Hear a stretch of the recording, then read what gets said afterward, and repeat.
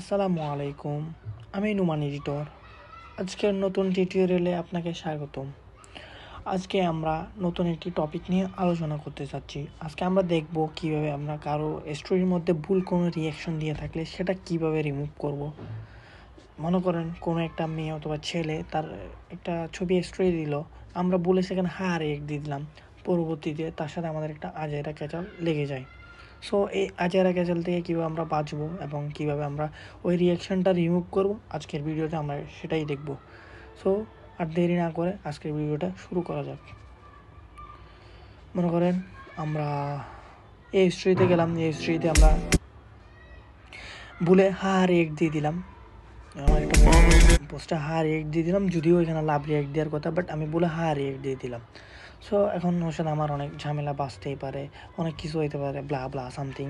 ও আমাকে বলতে পারে কেন দিয়েছে, এম কেন করছো, তেন কেন করছে, বলতেই পারে। সো এই ঝামেলা থেকে বাঁচার জন্য আমরা যেটা করতে পারি, এই যে এখানে স্টোরির ওপরে আইডির পাশে যে 3 ডট মেনুটা দেখা যাচ্ছে, আমরা এই 3 ডট মেনুতে ক্লিক করব। 3 ডট মেনুতে ক্লিক করার পর এখানে আমরা অনেকগুলো অপশন দেখতে পাচ্ছি। এখান থেকে আমরা 2 3 4 5 নাম্বার যেটা আছে সেটা আনডোট স্যান্ড রিয়াকশন যেটা আছে ওটাতে আমরা ক্লিক করব, যাতে আমাদের স্টোরিতে যে ভুল রিয়াকশনটা দিয়েছি, রিয়াকশনটা দিয়েছি সেটা রিমুভ করার জন্য। এখন আমি আনডোট স্যান্ড রিয়াকশনে ক্লিক করলাম, দেন এখানে আমি যে দিয়েছি সেটা এখানে চলে আসলো।